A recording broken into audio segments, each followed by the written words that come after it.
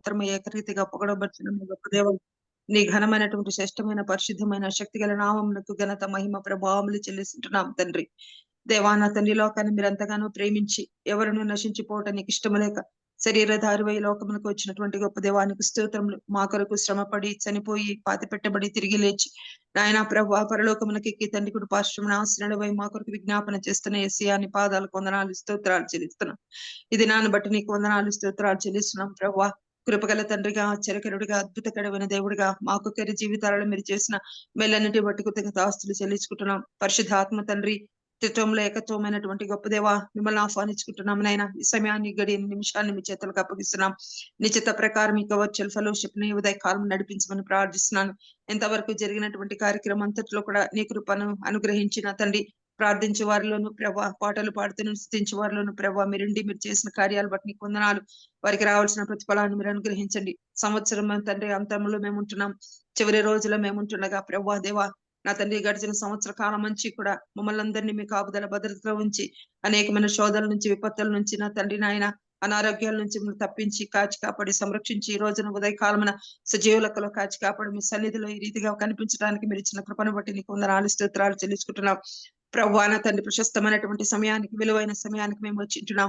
నీ దివ్యమైన వాక్కులు వినటానికి ప్రభువా నా తండ్రి మేమందరం కూడా సమావేశపరిచి ఉంటుండగా దేవా నా తండ్రి నీ వాక్య పరిచర్య చేయనటువంటి విధావిదాసులు మీ చేతులకు అప్పగిస్తున్నాను. ఏసైని పరిశుద్ధమైన సెలవు రక్తంలో ముద్రిస్తూ పరిశుద్ధ ఆత్మ తండ్రిని అధికారములకు అప్పగిస్తుంటున్నాను. దేవా నా తండ్రి తనలో మీరుండి ప్రభువా నా తండ్రి అద్భుతమైన వాక్యం ఉదయ కాలమున నాతోను మాతోను మీరు మాట్లాడమని ప్రార్థిస్తున్నాను. ప్రభా దివ్యమైనటువంటి ప్రశస్తమైన నీ వాక్యలు, బలపరిచే మీ వాక్యలు నా తండ్రి, లేవనెత్తే నీ వాక్యలు ప్రభా, సరిచేసే నీ వాక్యలు నా తండ్రి నాయన, మమ్మల్ని ఆదరించే మీ వాక్యలను ప్రభా ఈ ఉదయ కాలంలో మా అందరికి వినిపించమని ప్రార్థిస్తున్నాను. ప్రభా పరిశుద్ధ ఆత్మ తండ్రి మీ సహాయంతో నా తండ్రి నీ కుమారుడు అద్భుతమైనటువంటి వాక్య పరిచర్య చేయడానికి మీ సహాయం చేసి నడిపించమని ప్రార్థిస్తున్నాను. కూడి వచ్చిన ప్రతి ఒక్కరి మీద మీ ఆత్మను కుమరించండి. మా తలంపుల ఆలోచనలు, ఉద్దేశములు, మా నోటి మట, మా హృదయ ధ్యానాలను మీ పరిశుద్ధమైన అధికారం క్రిందికి అప్పగిస్తుంటుండగా దేవా సమస్తమును మీ ఆధిపత్యంలో ఉంచుకుని నీ నామమునకు మాత్రమే మహిమ కలుగునగా అద్భుతమైనటువంటి కార్యము జరిగించి మీరే ఘనత మహిమ ప్రభావములు పొందుకుంటారని మీ కృపను కోరుకుంటూ యేసయ్య పరిశుద్ధమైనటువంటి శక్తి గల నామంలో అడిగి వేడుకొని ప్రార్థిస్తుంటున్నాను పరమ తండ్రి. Amen, amen, amen. Praise lord sister గారు, దేవుని నామానికి మహిమ కలుగును గాక. Praise the lord. కూడి వచ్చిన పరిశుద్ధులందరికీ దేవుని నామంలో వందనాలండి. ఈ సమయంలో మనకు వాక్యాన్ని అందించడానికి దైవాన చిత్తముగా ఏర్పరచబడినటువంటి బ్రదర్ సురేష్ బాబు అన్నయ్య గారు మనకు వాక్యాన్ని అందించడానికి సిద్ధంగా ఉన్నారండి. అన్నయ్య గారు అందరికీ సుపరిచితులే. కొత్త వారి కోసం, సభా మర్యాద కోసం చిరు పరిచయం, అన్నయ్య గారిని పరిచయం చేయడం గౌరవంగా భావిస్తా ఉన్నాను. బ్రదర్ సురేష్ బాబు అన్నయ్య గారు ఆంధ్రప్రదేశ్ స్కూల్లోని అనంతపురంకు చెందిన వారండి. క్రైస్తవ సిద్ధాంతాలను బోధించడంలో ఆయన ప్రావీణ్యం కలిగిన బోధకులు.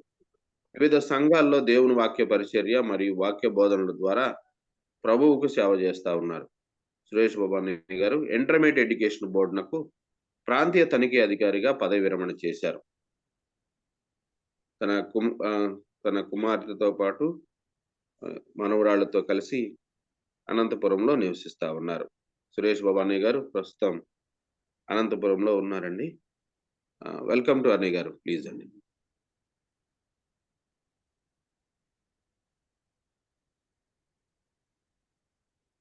Thank you Swaroop. వినిపిస్తా ఉందా? వినిపిస్తున్నా అన్నయ్య, ప్లీజ్ అండి. మన ప్రభువును రక్షకుడైన యేసుక్రీస్తు నామమున వర్చువల్ ప్రేయర్ ఫెలోషిప్ కుటుంబ సభ్యులందరికీ శుభములు కలుగును గాక. గడిచిన సంవత్సరం అంతా ఈ ప్రభు మనల్ని క్షేమంగా కాపాడి సంవత్సర అంతంలోకి మనల్ని తీసుకొని వచ్చాడు. అందుని బట్టి మీ అందరి తరపున, నేను నా కుటుంబం తరపున ప్రభుకు కృతజ్ఞతలు తెలియపరుస్తున్నాను. ఉదయకాలం కొంత సమయం దేవుని వాక్యంలో నుండి కొన్ని విషయాలు నేర్చుకోవడానికి ప్రయత్నం చేద్దాం. కీర్తనల గ్రంథము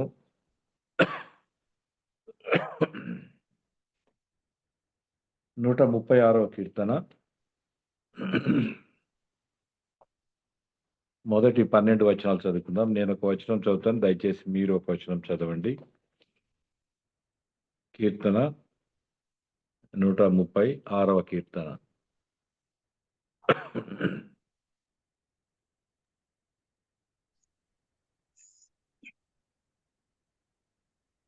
యెహోవా దయాళుడు, ఆయనకు కృతజ్ఞతాస్తుతులు చెల్లించుడి, ఆయన కృప నిరంతరముండును. దేవాది దేవునికి కృతజ్ఞతాస్తుతులు చెల్లించుడి, ఆయన కృప నిరంతరముండును. ప్రభువుల ప్రభునకు కృతజ్ఞతాస్తుతులు చెల్లించుడి, ఆయన కృప నిరంతరముండును. ఆయన ఒక్కడే మహాశ్చర్య కార్యములు చేయువాడు, ఆయన కృప నిరంతరముండును. తన జ్ఞానము చేత ఆయన ఆకాశమును కలుగ చేసెను, ఆయన కృప నిరంతరముండును. ఆయన భూమిని నీళ్ల మీద పరిచిన వాడు, ఆయన కృప నిరంతరముండును. ఆయన గొప్ప జ్యోతులను నిర్మించిన వాడు, ఆయన కృప నిరంతరముండును. పగటి మేలుటకు ఆయన సూర్యుని చేసెను, ఆయన కృప నిరంతరముండును. రాత్రి నేలుటకు ఆయన చంద్రుని నక్షత్రములను చేసెను, ఆయన కృప నిరంతరముండును. ఐగుప్తు దేశపు తొలి చూడులను ఆయన హతము చేసెను, ఆయన కృప నిరంతరముండును. వారి మధ్య నుండి ఇశ్రాయేలీయులను ఆయన రప్పించెను, ఆయన కృప నిరంతరముండును. తన బాహుబలము చేత వారిని రక్షించెను, ఆయన కృప నిరంతరముండును. ప్రార్థన చేసుకుందాం. పరిశుద్ధుడైన తండ్రి యేసుక్రీస్తు ప్రభువానికి స్తోత్రములు. ఆయన సర్వోన్నతమైన స్థలములలో మహిమపరచబడు దేవానికి వందనాలు. భూమి మీద మీకు ఇష్టమైన బిడ్డలకు సమాధానాన్ని అనుగ్రహించి దేవా మీకు వందనాలు. గడిచిన సంవత్సరం అంతా మమ్మల్ని క్షేమంగా కాపాడి మాకు ఇచ్చిన ఆయుష్ ఆరోగ్యం కొరకు వందనాలు. ఈ ప్రాతకాలమున చివరి దినాన మీ పాద సన్నిధిలో చేరి వర్చువల్ ప్రేయర్ ఫెలోషిప్ తరపున మేమందరం కొన్ని విషయాలు నేర్చుకోవడానికి ప్రయత్నం చేయించుండగా పరిశుద్ధాత్మ నడిపింపు మా అందరికి అనుగ్రహించండి. నా నోటి మాటలు మా అందరి హృదయ ధ్యానములు మీ దృష్టికి అంగీకార యోగ్యములు చేయమని మీకు మాత్రమే ఘనత మహిమ ఆరోపిస్తూ మా ప్రభువును మీ ప్రియకుమారుడైన యేసు స్వామి పేరట ఈ ప్రార్థన అడిగి వేడుకొంచున్నాం తండ్రి, ఆమెన్. ఒక రాబర్ట్ ఫ్రాస్ట్ అని ఒక అమెరికా దేశానికి చెందిన ఒక పోయెట్ ఉన్నాడు. ఆయన ఒక పోయం రాశాడు. ఆ పోయం 4 స్టాంజాస్ ఉంటుంది, కానీ నేను ఒక 2 స్టాంజాస్ చదువుతాను, జాగ్రత్తగా వినండి. ఆ పోయం టైటిల్ ఏంటంటే the road not taken. The road not taken. 2 roads diverged in a yellow wood, and sorry I could not travel both, and be one traveler. Long I stood and looked down one as far as I could to where it bent in the undergrowth. 4వ stanza చదువుతున్నాను. I shall be telling this with a sigh. Somewhere ages and ages hence, 2 roads diverged in a wood, and I took the one less traveled by, and that has made all the difference. This is the poem composed by the famous writer Robert Frost. ఈ పోయంలో ఒక రచయిత ఒక మార్గం గుండా ప్రయాణం చేస్తూ వచ్చాడు. ఒకానొక చోటు చేరుకున్న తర్వాత ఆ మార్గం 2గా విభజించబడింది. Y-fork అంటారు దాన్ని. ఆ 2గా విభజించబడిన ప్రాంతం దగ్గరికి వచ్చి ఆగాడు. ఇప్పుడు ఆయన డైలమా ఏంటంటే ఏ మార్గం గుండా వెళ్ళాలి, whether I should prefer the road 1 or road 2. మొదటి మార్గం గుండా, ఎడం వైపు ఉన్న మార్గం గుండా వెళ్ళాలా, కుడి వైపు ఉన్న మార్గం గుండా వెళ్ళాలా అనేది నిర్ణయించుకోలేక చాలాసేపు అక్కడ ఆగిపోయాడు. 2 మార్గాలను చాలాసేపు గమనిస్తూ నిలబడిపోయాడు. చాలా డిసప్పాయింట్ అయిపోయాడు. సరే, చివరికి ఏదో ఒక మార్గం ఎన్నుకోవాలి కాబట్టి రెండింటినీ క్షుణ్ణంగా పరిశీలిస్తే ఒక మార్గం గుండా చాలా మంది ప్రయాణం చేసినట్టుగా అనిపిస్తూ ఉంది. ఇంకొక మార్గం చాలా తక్కువ మంది ప్రయాణం చేసినట్టుగా అనిపిస్తూ ఉంది. ఒక మార్గం ఏమో చాలా అట్రాక్టివ్గా కనిపిస్తూ ఉంది, అతన్ని ఆహ్వానిస్తున్నట్టుగా అనిపిస్తుంది. బాగా గడ్డి మొలచి ఏమి శ్రమ లేకుండా ఆ మార్గం గుండా వెళ్ళవచ్చునని అనిపిస్తూ ఉంది. అయితే విచిత్రం ఏంటంటే ఆయన సెకండ్ రోడ్డును ఎన్నుకొని ఆ మార్గం గుండా చాలా తక్కువ మంది ప్రయాణం చేసినట్టుగా ఆయనకు అనిపించినప్పటికీ రెండవ మార్గాన్ని ఎన్నుకొని అందులో నుండి వెళ్ళిపోయాడు. అందుకే ఈ పోయంకు title the road not taken అని పెట్టాడు.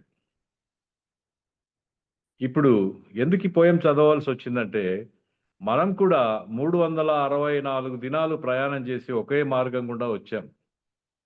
ఇప్పుడు ఈ మార్గం రెండుగా డివైడ్ అయిపోతుంది. Y4లోకి వచ్చి ఆగిపోయాం మనం. మన ఎదురుగా రెండు మార్గాలు కనిపిస్తున్నాయి. ఏ మార్గం గుండా వెళ్ళాలి?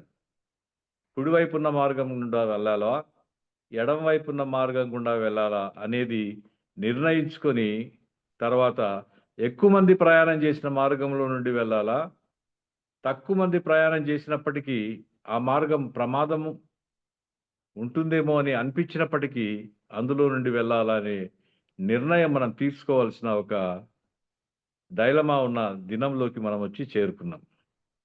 అందుకు సందర్భానుసారంగా ఉంటుందనే ఉద్దేశంతో ఈ పోయంని నేను చదివాను. సరే, ఈ సంవత్సరం అంతా ఆయన కృప, ఆయన కనికరం, ఆయన ఆశ్చర్య కార్యాలు, ఆయన వివేచనతో నింపి మనలను పోషించి కాపాడిన అనుభవం మనం గడించాం. మన పనులు, మన ప్రయాస, మన దుఃఖం ఇదంతా అనుభవించిన తర్వాత ఈ చివరి దినానికి వచ్చి నిలబడ్డాం. ఇక్కడ మనం చేయవలసిన అతి ప్రాముఖ్యమైన పని ఒకటి ఉంది. ఏంటంటే అది ప్రభువుకు మనము కృతజ్ఞత చెల్లించవలసిన వారమై ఉంటున్నాం. ఇంతవరకు మనల్ని కాచి, పోషించి, కాపాడి, రక్షించి మనల్ని సజీవులుగా ఉంచినందుకు ప్రభువుకు మనము కృతజ్ఞత చెల్లించవలసిన వారమై ఉంటున్నాం. ఆ కృతజ్ఞత చెల్లించే దినంగా దీన్ని మార్చి ఉంటే బాగుండదేమో వాక్యం ప్రకటించుకునే దానికంటే అని నాకు అనిపించింది. సరే, ఏది ఏమైతేమి ఈ చివరి దినానికి వచ్చాం. క్యాలెండర్ మనం ఫాలో అయ్యేది గ్రెగరియన్ క్యాలెండర్ను ఫాలో అవుతాం. ఈ గ్రెగరియన్ క్యాలెండర్ రోమన్స్ దాన్ని డిజైన్ చేశారు. అందుకే ఎక్కువ మాసాలకు రోమీల యొక్క గొప్పవారి పేరు ఏర్పాటు చేయడం జరిగింది. ఈ జనవరికి జేనస్ అనే ఒక రోమన్ గాడెస్ పేరు ప్రకారము జాన్వరి అనే పేరు వారు పెట్టడం జరిగింది. ఈ జేనస్ అనే గాడెస్కు రెండు ముఖాలు ఉంటాయి. ఒకటి ముందు వైపుకు చూస్తూ ఉంటుంది రాబోయే దినాలను, మరి ఒకటి వెనక వైపు చూస్తూ ఉంటుంది గడిచిపోయిన దినాలను. అందుకొరకే ఈ నెలకు జాన్వరి అనే పేరు పెట్టడం జరిగింది. సరే, మత్తయి రాసిన సువార్త 2వ అధ్యాయం 12వ వచనం దయచేసి చూడండి. కొన్ని రెఫరెన్సెస్ చెప్పవలసి ఉంటుంది నేను ఈరోజు. దయచేసి ఎవరైనా నాకు సహాయకరంగా ఉండవలసిందిగా కోరుతున్నాను. మత్తయి రాసిన సువార్త 2వ అధ్యాయం 12వ వచనం. తరువాత హేరోదు నొద్దకు వెళ్ళవద్దని స్వప్నమందు దేవుని చేత బోధింపబడిన వారై వారు మరి ఒక మార్గమున తమ దేశమునకు తిరిగి వెళ్ళిరి. థ్యాంక్ యూ సిస్టర్ దీప్తి గారు. బాలుడైన యేసును కలుసుకున్న తర్వాత జ్ఞానులు వేరొక మార్గాన వెళ్ళి ఉన్నారు. ఇంత మునుపు మార్గంలో వెళ్ళవద్దని వారికి ఆజ్ఞ ఇవ్వబడింది దేవుని ద్వారా. ప్రభువును కలుసుకున్న తర్వాత పాత మార్గంలో తిరిగి మనం వెళ్ళలేం. నూతనమైన మార్గంలో వెళ్ళవలసిన వారమై ఉంటున్నాం. అది ప్రభువే మనకు ఆజ్ఞాపిస్తున్నాడు. ఇక్కడ ప్రశ్న ఏమిటంటే, మనం ప్రభువును కలుసుకున్నామా? ఇంకా జ్ఞానులు చాలా కాలం తర్వాత ప్రభువును కలుసుకున్నారు. గొల్లలైతే మరుసటి రోజు ప్రభువును కలుసుకున్నట్టుగా వాక్యంలో ఉంది. కానీ జ్ఞానులు ప్రభువును కలుసుకునేటప్పటికీ ప్రభువుకు సుమారుగా 2 సంవత్సరాల వయసు వచ్చినట్టు మనకు అర్థమవుతుంది. అలా మన జ్ఞానుల్లాగా ఇంకా ప్రభువును కలుసుకోకుండా తిరుగుతూనే ఉన్నామా? ఇంకో ప్రశ్న ఏంటంటే, మనం గొల్లలమా జ్ఞానులమా? గొల్లలైతే ప్రభు గురించిన ప్రకటన వినపడంగానే వెళ్ళి కలుసుకున్నారు. జ్ఞానులైతే చాలా ఆలస్యంగా వెళ్ళి కలుసుకున్నారు. సరే, ప్రభువును కలుసుకున్న తర్వాత మనం పాత మార్గంలో ఉండకుండా నూతన మార్గంలో, నూతన నడక, నూతన నడవడిక, నూతన ప్రవర్తనతో మన ప్రయాణాన్ని కొనసాగించాల్సిన వారమై ఉన్నామని మనం హెచ్చరింపబడతా ఉన్నాం. సుమారుగా 430 సంవత్సరాలు బానిసత్వం తర్వాత మోషే నాయకత్వంలో 40 సంవత్సరాలు సుదీర్ఘ ప్రయాణం తర్వాత ఎడారినంతా దాటుకొని ఒక లెంగ్తీ లెబోరియస్ జర్నీ తర్వాత మాత్రమే ఇశ్రాయేలీలకు గమ్యస్థానం కనిపించింది. అప్పుడు మాత్రమే వారు వాగ్దాన దేశం, ప్రామిస్డ్ ల్యాండ్కు చేరుకున్నారు. ఐగుప్తును విడిచిన వెంటనే పాలుతేనెల దేశం యొక్క ప్రవేశం వారికి దొరకలేదు. అసలు ఒకానొక దశలో ఐగుప్తే బాగుంటుందని మోషేను చంపి వెనక్కి వెళ్ళిపోవాలని కూడా వారు తీర్మానించుకున్నారు. ఈ విధమైన శోధన ప్రతి విశ్వాసికి ఆత్మీయ జీవితంలో జరుగుతూనే ఉంటుంది. నిరాశ, నిస్పృహ, ఆకలి, శ్రమలు, శోధనలు, అవిశ్వాసం, తెగులు, ప్రియుల యొక్క మరణం, ఇవన్నీ ఈ 40 సంవత్సరాల కాలంలో వాళ్ళు చవి చూశారు. మనం కూడా గడిచిన సంవత్సరం అనేక నిరాశ, నిస్పృహలకు, ఆకలి, శ్రమలకు, శోధనలకు, అవిశ్వాసానికి గురయ్యాం. మన ప్రయాణం అంతా కొనసాగిస్తూనే ఉన్నాం. సుమారుగా 20 లక్షల మంది బయలుదేరితే ఐగుప్తు నుండి కేవలం 2 మాత్రమే, కాలేబు, యెహోషువలు మాత్రమే వాగ్దాన దేశాన్ని స్వతంత్రించుకున్నట్టుగా మనకు వాక్యంలో చెప్పబడుతుంది. చివరి వరకు నమ్మకంగా విశ్వాసం కోల్పోకుండా ఉన్నవాళ్ళు అన్ని లక్షల మందిలో 2 మాత్రమే మనకు కనబడతారు. ఇది చాలా ఆశ్చర్యం. మిగిలిన వాళ్ళంతా అరణ్యంలోనే రాలిపోయినట్టుగా మనకు కనబడుతుంది. అందుకనే ఒక దైవజనుడు అంటాడు, మోషే చేసినన్ని భూస్థాపనలు ప్రపంచంలో ఏ దైవజనుడు చేసి ఉండడని.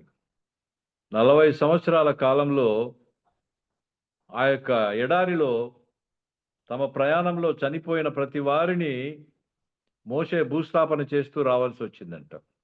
అంతమందిని బరియల్స్ చేయవలసిన అవసరం మోషే పైన ఉండింది. సరే, ఈ సంవత్సరం, రాబోయే సంవత్సరం మనం కొత్తది అనుకుంటాం, కానీ ఆలోచించండి, ఏ నాటికి ఆనాడు ప్రతిదినం కొత్తదే. ఏ రోజుకు ఆ రోజు మనం చేస్తున్న ప్రయాణం నూతనంగానే ఉంటుంది. యెహోషువ గ్రంథం 3వ అధ్యాయం 4వ వచనం దయచేసి చూడండి. యెహోషువ గ్రంథం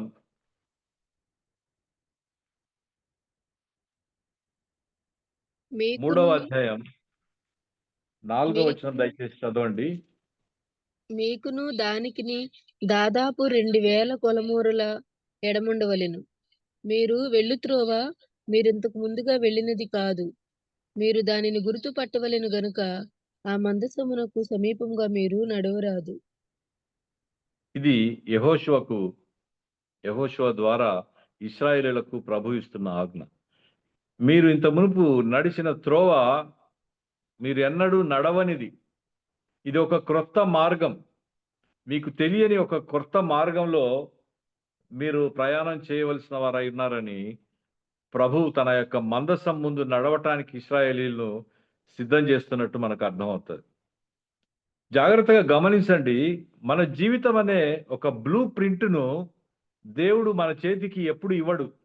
అంటే రేపు ఇలా ఉంటుంది, ఎల్లుండి ఇలా ఉంటుంది, వచ్చే నెల ఇలా ఉంటుంది, తర్వాత సంవత్సరం ఇలా ఉంటుంది. ఇలాంటి ఒక బ్లూ ప్రింట్ మన చేతికి ఇవ్వడు. మనం కట్టించబోయే ఇంటి యొక్క ప్లాన్ ఎలా ఉంటుందో ఇంజనీర్ ముందే మన చేతికి ఇస్తాడు. ఇక్కడ ఇది ఉంటుంది, ఇక్కడ ఇది ఉంటుంది, ఇలా నిర్మించుకోవాలి, ఇక్కడ స్టేర్ కేస్ వస్తుంది, ఇక్కడ వెరండా వస్తుంది, ఇక్కడ సిట్అవుట్ వస్తుందని. అలాంటి బ్లూ ప్రింట్ను ఏమి దేవుడు, మన జీవితం యొక్క బ్లూ ప్రింట్ను దేవుడు మన చేతికి ఇవ్వడు. ఏ రోజుకు ఆ రోజు ఆయన కృప మీద ఆధారపడడం మనం నేర్చుకోవాలనేది దేవుడికి ఇష్టం. అది మనకు క్షేమం కూడా. రాత్రిపూట డ్రైవ్ చేసే వాళ్ళకు ఒక అనుభవం ఉంటుంది. చీకట్లో ప్రయాణం చేస్తున్నప్పుడు మనం నడుపుతున్న వాహనం యొక్క లైట్ ఎంత దూరం పడుతుందో అంత దూరం మాత్రమే మనకు కనిపిస్తూ ఉంటుంది. ఆ వెలుతురులో మాత్రమే మనం జాగ్రత్తగా నడవాలి. అంతే తప్ప అటువైపు ఇటువైపు ఏముందో మనకు కనపడదు. ఆ మార్గం చాలా పొడవు ఉంటుంది. ఆ పొడవైన మార్గంలో కూడా మన యొక్క వెలుగు పడదు. కేవలం కొద్ది దూరం మాత్రమే మనకు కనపడతా ఉంటుంది. ఆ కనబడుతున్నంత మేరకు మాత్రమే మనం ప్రయాణాన్ని కొనసాగించవలసిన వారు మనం. అయితే ఇప్పుడు కొన్ని జిపిఎస్లు ఉన్నాయి, లొకేషన్ షేర్ చేసుకున్నది ఉన్నాయి. వాటి వల్ల మనం చేరవలసిన గమ్యస్థానం కనబడతా ఉంటుంది. అయితే కొన్నిసార్లు అవి కూడా మనల్ని మిస్లీడ్ చేస్తున్నట్టుగా వార్తల్లో మనం చూస్తూ ఉంటాం. జిపిఎస్ ఆన్ చేసుకొని కారులో వెళ్ళి కొంతమంది చెరువులో పడిపోయినట్టుగా మనం న్యూస్లో చూస్తూ ఉంటాం. అంటే వారికి ఆ జిపిఎస్ తప్పు మార్గాన్ని చూపించినట్టుగా మనకు అర్థమవుతుంది. సరే, మన మార్గం అంతటిలో ఆయన అధికారానికి మనం లోబడి ప్రయాణం చేయగలిగితే దేవుని ప్రేమ, దేవుని అనుగ్రహం మన మీద ఎల్లప్పుడూ నిలిచే ఉంటుంది. అయితే మనం చేయవలసింది ఏంటంటే ఆయన అధికారానికి లోబడి ఆయన చూపిన మార్గంలో మనము ప్రయాణం చేయవలసిన వారమైనాం. ఆయన మార్పు లేని స్వభావంలో నుండి ఆయన ప్రేమ, ఆయన అనుగ్రహం మన వైపు ఎల్లప్పుడూ ప్రయాణం చేస్తూనే ఉంటాయి, ప్రవహిస్తూనే ఉంటాయి. జాగ్రత్తగా వినండి. మనం చేపట్టే ప్రోగ్రామ్స్, మనం చేపట్టే యాక్టివిటీస్ను బట్టి ప్రభు సంతోషించాడు. మనం చూపే విధేయతను బట్టి ఆనందిస్తాడు. మనం చూపే కృతజ్ఞతా భావాన్ని బట్టి మనల్ని ఆయన ఆశీర్వదించడానికి ఇష్టపడేవాడై ఉంటాడు. దేవుడు రెండు మనల నుంచి ఎదురు చూస్తున్నాడు. ఒకటేంటంటే విధేయత, రెండవది కృతజ్ఞత. ఈ రెండు కలిగి మనం జీవితాంతం ఆయన్ను వెంబడించాలని ప్రభు మనల్ని కోరుకుంటున్నాడు. ఆ విధేయత గురించి, అవిధేయత గురించి ద్వితీయోపదేశ కాండంలో చెప్పబడింది. దయచేసి చూడండి. ద్వితీయోపదేశ కాండం 28వ అధ్యాయం మొదటి 2 వచనాలు చూడండి. నీవు నీ దేవుడైన యెహోవా మాట శ్రద్ధగా విని నేడు నేను నీకు ఆజ్ఞాపించుచున్న ఆయన ఆజ్ఞలన్నిటినీ అనుసరించి నడుచుకుని ఎడల నీ దేవుడైన యెహోవా భూమి మీద ఉన్న సమస్త జనముల కంటే నిన్ను హెచ్చించును. నీవు నీ దేవుడైన యెహోవా మాట వినిన ఎడల ఈ దీవెనలన్నీ నీ మీదకు వచ్చి నీకు ప్రాప్తించును. హల్లెలూయా. Thank you sister. చూసారా, దేవుడు కొన్ని ఆజ్ఞలను ఈ యొక్క అధ్యాయంలో మనకి ఇస్తా ఉన్నాడు. మనకంటే యూదులకు ఇస్తా ఉన్నాడు, ఇశ్రాయేలులకు ఇస్తా ఉన్నాడు. వాటిని మీరు విధేయత చూపించడం ద్వారా, పాటించడం ద్వారా ఆయన ఆశీర్వాదాలను మీరు పొందగలుగుతారని చెప్తున్నాడు. ఏమేమి ఆజ్ఞలు ఉన్నాయో మనం నిదానంగా చదివితే మనకు అర్థమవుతుంది. ఎలాంటి ఆశీర్వాదాలు ఆయన ఇవ్వబోతున్నాడో మనం చూడగలిగితే అర్థమవుతుంది. అయితే ఒక్క విషయం మనం జ్ఞాపకం ఉంచుకోవాల్సింది ఏంటంటే విధేయత మనకు ఆశీర్వాదాన్ని తెచ్చిపెడుతుంది. రెండవది, అదే అధ్యాయంలో 28వ అధ్యాయంలోనే 15వ వచనం దయచేసి చూడండి. నేను నేడు నీకు ఆజ్ఞాపించు ఆయన సమస్తమైన ఆజ్ఞలను కట్టడలను నీవు అనుసరించి నడుచుకొనవలెనని నీ దేవుడైన యెహోవా సెలవిచ్చిన మాట వినని ఎడల ఈ శాపములన్నీ నీకు సంభవించును. చూసారా, ఇక్కడ దానికి యాడ్వర్స్ గా, దానికి కాంట్రరీగా, దానికి వ్యతిరేకంగా దేవుడు చెప్తా ఉన్నాడు. ఒకవేళ ఈ యొక్క ఆజ్ఞలన్నిటినీ మీరు వినకపోతే, అంటే అవిధేయత చూపెడితే మీరు ఎలాంటి శాపాలను మీ మీదకి కొని తెచ్చుకుంటారో ఇక్కడ రాయబడి ఉంది. విధేయత మనకు ఆశీర్వాదాన్ని తెచ్చిపెడుతుంది, అవిధేయత మనకు శాపాన్ని తెచ్చిపెడుతుందని మనకు అర్థమవుతుంది. అబ్రహాం యొక్క విశ్వాసాన్ని బట్టే ఆయనను దేవుడు ఆశీర్వదించినట్టుగా మనకు అర్థమవుతుంది. అనేక జనాంగములను ఆయనను బట్టి ఆశీర్వదిస్తానని దేవుడు వాగ్దానం చేశాడు. ఆ వాగ్దానాన్ని ఆయన నేటికి నెరవేరుస్తున్నాడు. అది జక్కయ్య విషయంలోనే మనకు అర్థమవుతుంది, మన విషయంలో కూడా అర్థమవుతుంది. అబ్రహామును దేవుడు పిలిచినప్పుడు, ఆయన ఆశీర్వదిస్తానని చెప్పినప్పుడు, నిన్ను బట్టి అనేక జనాంగములను నేను ఆశీర్వదిస్తానన్నాడు. ఆశీర్వాదం అనేది ఏంటో జక్కయ్య జీవితంలో మనకు అర్థమవుతుంది. ఆయన తనకున్న ఆస్తిపాస్తులన్నీ పంచిపెట్టిన తర్వాత, తను సంపాదించిన డబ్బంతా పేదలకు పంచిపెట్టిన తర్వాత ప్రభు అంటున్నాడు ఇతను కూడా అబ్రహాము కుమారుడే. ఎందుకంటే నేడు ఈ ఇంటికి రక్షణ వచ్చి ఉన్నది. అంటే ఆశీర్వాదం అనేది మెటీరియలిస్టిక్ బెనిఫిట్స్ ని బట్టి మనం చాలా సార్లు కౌంట్ చేస్తూ ఉంటాం. ఎన్ని వాహనాలు కొనుక్కున్నాం, ఎన్ని గృహాలు నిర్మించుకున్నాం, ఎంత డబ్బు సంపాదించుకున్నాం, లేకపోతే ఎంత పేరు పలుకుబడి సంపద మనము సంపాదించుకున్నామో దానిని బట్టి మనము ఆశీర్వదించబడ్డామని చాలా సార్లు అతిశయిస్తూ ఉంటాం. మన సాక్ష్యం కూడా అలాగే ఉంటది. ఎక్కువ మంది సాక్ష్యం కూడా అలాగే చెప్తా ఉంటారు. అయితే జక్కయ్య విషయంలో మనకు ఏమర్థం అవుతుందంటే, ఆస్తిని పోగొట్టుకున్న తర్వాత ప్రభు చెప్తున్నాడు ఈ ఇంటికి రక్షణ వచ్చి ఉన్నది. అంటే ఆస్తిపాస్తులు రక్షణకు ఆటంకమా అవరోధమా అనే కాంట్రవర్సీలోకి నేను వెళ్ళటం లేదు, కానీ రక్షణ మాత్రమే దేవుడిచ్చే ఆశీర్వాదం అనే విషయాన్ని మీరు గ్రహించాలని నేను చెప్తా ఉన్నాను. రక్షణ ఒక్కటే దేవుడిచ్చే ఆశీర్వాదం. అందుకే నిన్ను బట్టి అనేక జనాలను నేను ఆశీర్వదిస్తానని అబ్రహాముతో చెప్పినప్పుడు ఆయన గోత్రాల్లో నుండి ఆయన సంతానంలో నుండి వచ్చిన యేసు ప్రభు ద్వారా ప్రజలందరికీ రక్షణ అనుగ్రహించడానికి దేవుడు నిర్ణయించుకున్నాడు. అది ప్రజలందరికీ కలుగుబోయే ఒక సంతోషకరమైన శుభవర్తమానం. మనం పోయిన వారం మనం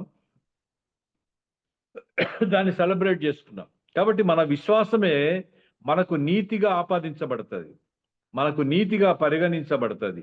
అది అబ్రహాం విషయంలోనే మనకు కనబడుతుంది. అబ్రహాము దేవుని నమ్మెను, అది అతనికి నీతిగా ఎంచబడేను అని వ్రాయబడింది. కాబట్టి సీనాయి పర్వతం మీద మోషే ద్వారా ఇశ్రాయేలీయులతో దేవుడు ఒక నిబంధన చేశాడు. రాతి పలకల మీద దేవుడు రాస్తే మోషే దానిని పగులగొట్టాడు. ఆ నిబంధన అక్కడితో అంతమైంది. తర్వాత మోషేతో రాసిన నిబంధన దేవుడే మారుస్తున్నాడు. పగిలిపోయే పలకల మీద కాకుండా పగిలిపోకుండా ఉండే హృదయాలలో దానిని వ్రాస్తానని, ఒక నూతన నిబంధన చేస్తానని ప్రభువే ఇర్మియా గ్రంథంలో 31వ అధ్యాయం 33వ వచనం దయచేసి చూడండి. ఇర్మియా గ్రంథం 31వ అధ్యాయం ఈ దినములైన తరువాత 33వ వచనంలో చూడండి. చదవండి సిస్టర్. తరువాత నేను ఇజ్రాయేలు వారితోనూ యోధా వారితోనూ చేయబో నిబంధన ఇదే. వారి మనసులలో నా ధర్మ విధి ఉంచెదను, వారి హృదయం మీద దాన్ని రాసెదను. ఇదే యెహోవా వాక్కు. చూసారా, వారి హృదయంలో చదవండి సిస్టర్. వారి యెహోవా హృదయం మీద దానిని రాసేదను, యెహోవా వాక్కు ఇదే. ఇదే.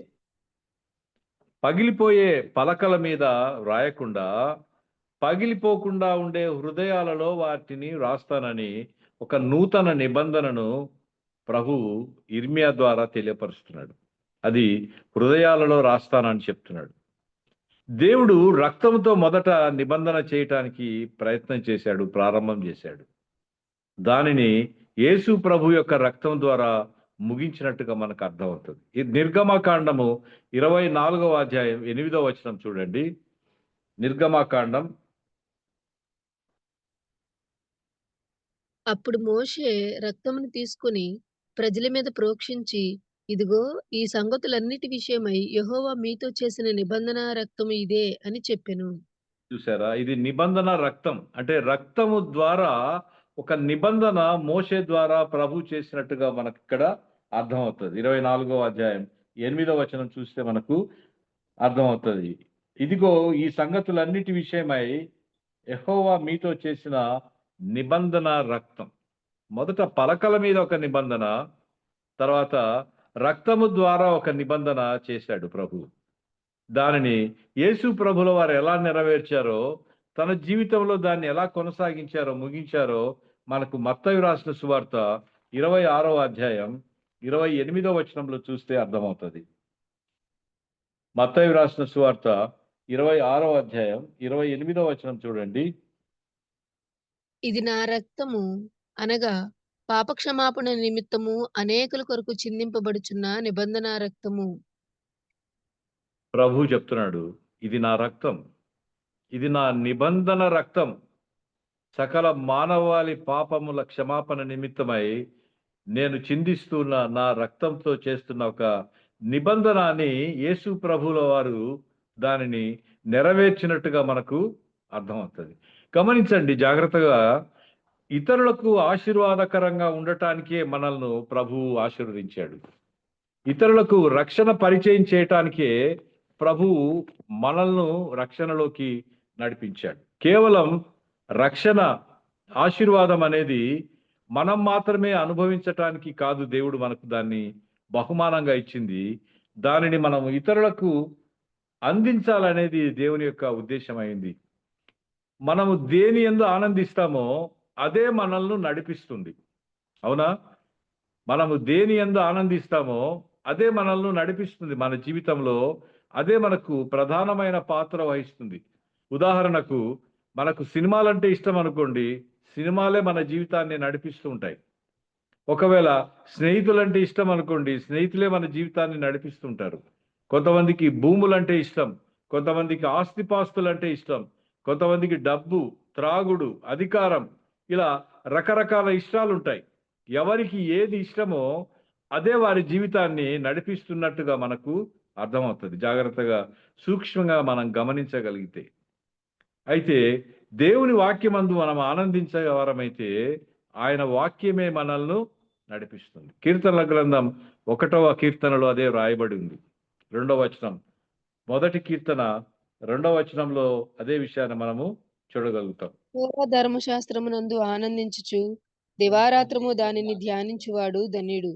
చూసారా? యెహోవా ధర్మశాస్త్రమందు ఆనందించు దివారాత్రము దాన్ని ధ్యానించువాడు ధన్యుడు. వాడి జీవితాన్ని దేవుని వాక్యమే నడిపిస్తుంది అని చెప్తున్నాడు. కాబట్టి ఆయన వాక్యమందు మనం ఆనందించేవాడమైతే వాక్యమే మనల్ని నడిపిస్తుంది.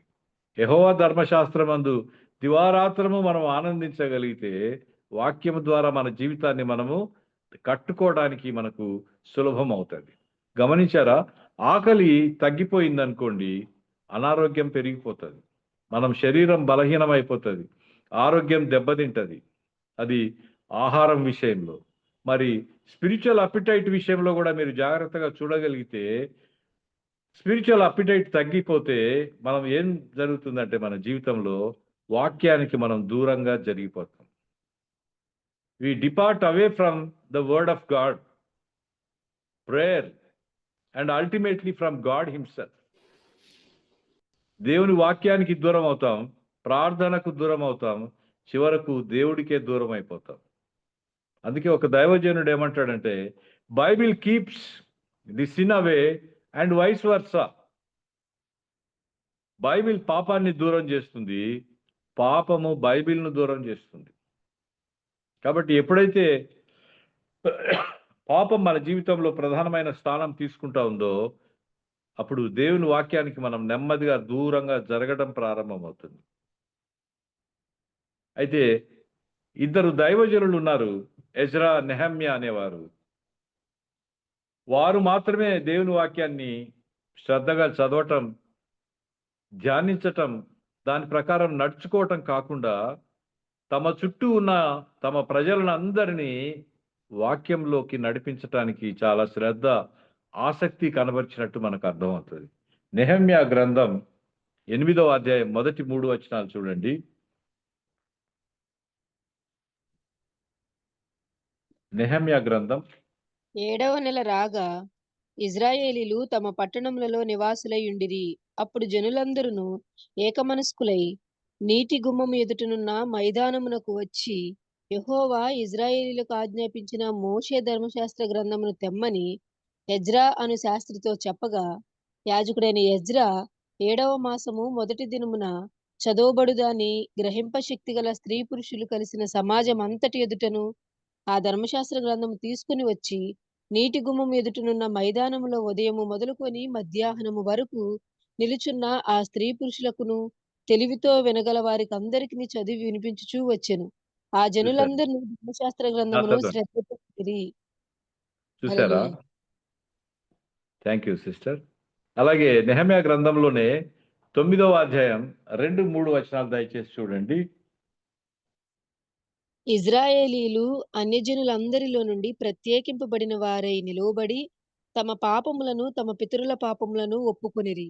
మరియు వారు ఒక జాము సేపు తామున్న చోటనే నిలువబడి తమ దేవుడైన యెహోవా ధర్మశాస్త్ర గ్రంథమును చదువుచూ వచ్చిరి. ఒక జాము సేపు తమ పాపములను ఒప్పుకొనుచు దేవుడైన యెహోవాకు నమస్కారం చేయుచూ వచ్చిరి. హల్లెలూయా. Thank you sister. చూసారా, నెహెమ్యా గ్రంథంలో నెహెమ్యా ఎజ్రా చేసిన పని ఏంటంటే బైబిల్ సెమినార్స్ కండక్ట్ చేస్తా ఉన్నారు. Bible studies, Bible reading for hours together ఏర్పాటు చేశారు. ఎందుకు? To bring back the people from their spiritual lethargic condition. ప్రజల యొక్క ఆధ్యాత్మిక దిగజారుడుతనం నుంచి తిరిగి దేవుని దగ్గరికి నడిపించటానికి వారికి ఉన్న ఏకైక మార్గం దేవుని వాక్యాన్ని చదివి వినిపించటమే. ఇప్పట్లాగా మనందరికీ ఒక్కొక్కరికి ఒక బైబిల్ అందుబాటులో ఉంది దేవుని దయ వలన. ఆ రోజుల్లో అంత విరివిగా దేవుని వాక్యం అందుబాటులో ఉండేది కాదు. కేవలం శాస్త్రులకు మాత్రమే, ప్రధాన యాజకులకు మాత్రమే దేవుని వాక్యం అందుబాటులో ఉండేది. వారు చదివినప్పుడు మిగిలిన ప్రజలందరూ వినేవారు. ఇక్కడ ఆశ్చర్యకరమైన విషయం ఏంటంటే జాము సేపు ఎజ్రా నిల్చుని చదువుతుంటే ప్రజలు కూడా నిల్చుని వింటా ఉన్నారు. ఇంతకు జాము అంటే ఎంతసేపు అండి?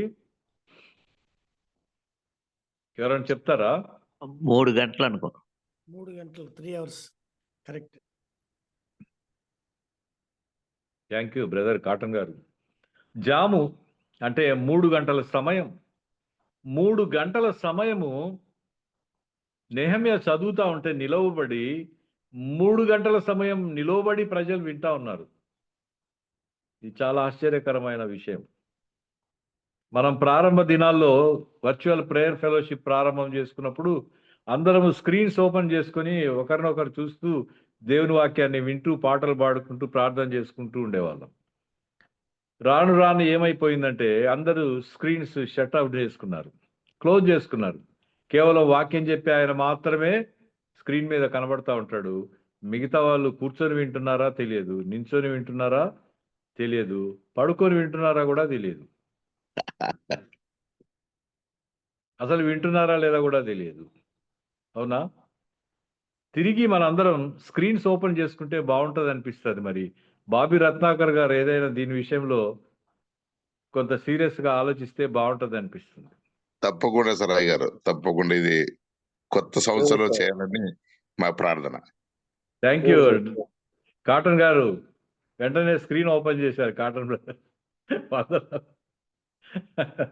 అంటే వాక్యం చెప్పే వాళ్ళకు కూడా కాస్త ఆసక్తిగా ఉంటుంది. లేకపోతే ఎలా ఉంటుందంటే పిచ్చి ఆసుపత్రిలో డాక్టర్ ఒక్కడే కూర్చొని మాట్లాడుకుంటున్నట్టుంటుంది, ఆయన ఒక్కడే మాట్లాడుకుంటా ఉన్నట్టు అనిపిస్తూ ఉంటుంది.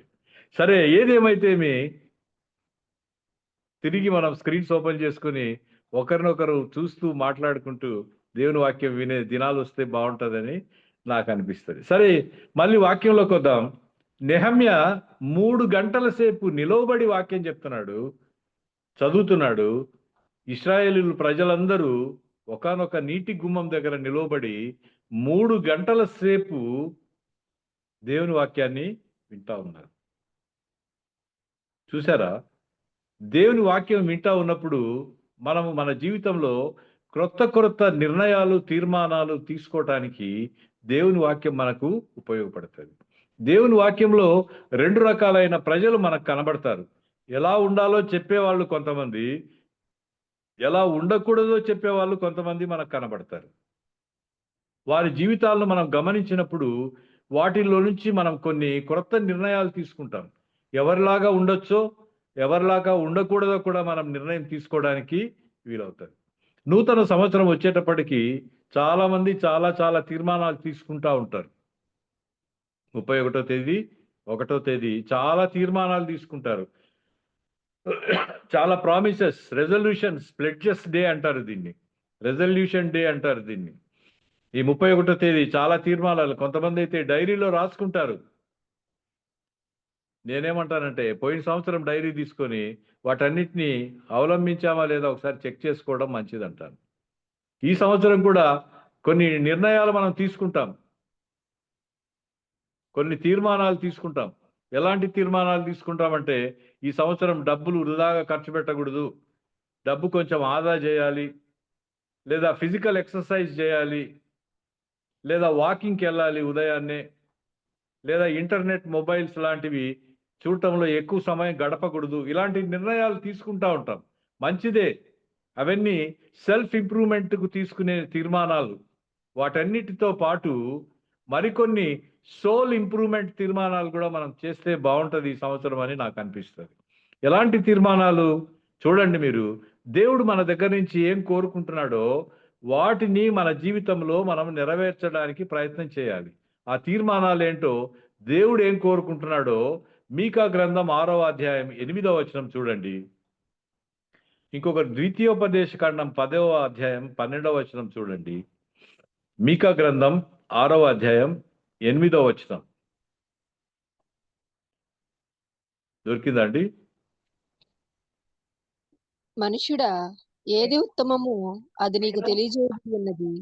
న్యాయముగా నడుచుకొనుటయు, కనికరమును ప్రేమించుటయు, దేన మనసు కలిగి నీ దేవుని ఎదుట ప్రవర్తించుటయు, ఇంతే గదా యెహోవా నిన్ను అడుగుచున్నాడు. చూసారా, దేవుడు ఎంత తక్కువ విషయాలు మన దగ్గర నుంచి ఎదురు చూస్తున్నాడో చెప్పబడింది. న్యాయంగా నడుచుకోవాలా, దీన మనస్సు కలిగి ఉండాలా, ఇంకా కనికరమును ప్రేమించుట. ఇతరుల పట్ల మనం కనికరం కలిగి ఉండాలి. దేవుని పట్ల, దేవుని ఆజ్ఞల పట్ల న్యాయంగా మనం నడుచుకోవాలా, ఇతరుల పట్ల మనం కనికరము కలిగి ఉండాలా. ఇవి దేవుడు, ఇంతే కదా నేను కోరుకుంటున్నది దేవుడు అడుగుతున్నాడు. ఎంత తక్కువ డిమాండ్ చేస్తున్నాడు దేవుడు మన దగ్గర నుంచి. అలాగే ద్వితీయోపదేశ కాండం 10వ అధ్యాయం 12వ వచనం చూడండి. కాబట్టి ఇజ్రాయేలు నీ దేవుడైన యెహోవాకు భయపడి ఆయన మార్గములన్నిటిలో నడుచుచు ఆయనను ప్రేమించి నీ దేవుడైన యెహోవాను నీ పూర్ణ మనసుతోనూ నీ పూర్ణ ఆత్మతోనూ సేవించి నీ మేలు కొరకు నేడు నేను నీకు ఆజ్ఞాపించు యెహోవా ఆజ్ఞలను కట్టడలను అనుసరించి నడుచుకొందునను మాట కాక నీ దేవుడైన యెహోవా నిన్ను మరి ఏమి అడుగుచున్నాడు? చూసారా, ఎంత తక్కువ దేవుడు మన దగ్గర నుంచి ఎదురు చూస్తున్నాడు. ఆయన ఆజ్ఞలను, ఆయన కట్టడలను అనుసరించి నడుచుకోవడం కాక ఇంకా ఏం నేను మిమ్మల్ని కోరుకుంటున్నానని ప్రభు అంటున్నాడు. అయితే దేవుడు కోరుకుంటున్నట్టు జీవించటానికి మన శక్తి సరిపోదు. మన శక్తి మీద కాకుండా పరిశుద్ధాత్మ దేవుని మీద ఆధారపడితే మనము వాటిని నెరవేర్చడానికి దేవుడే మనకు కావలసిన శక్తి అనుగ్రహిస్తాడు. పౌలు కూడా తన జీవితంలో పొందిన అనేక అనుభవాలను దేవుని యొక్క శక్తి ద్వారానే పొందానని చెప్తాడు. ఎఫెసీలోకి రాసిన పత్రిక 3వ అధ్యాయం 21వ వచనం చూడండి.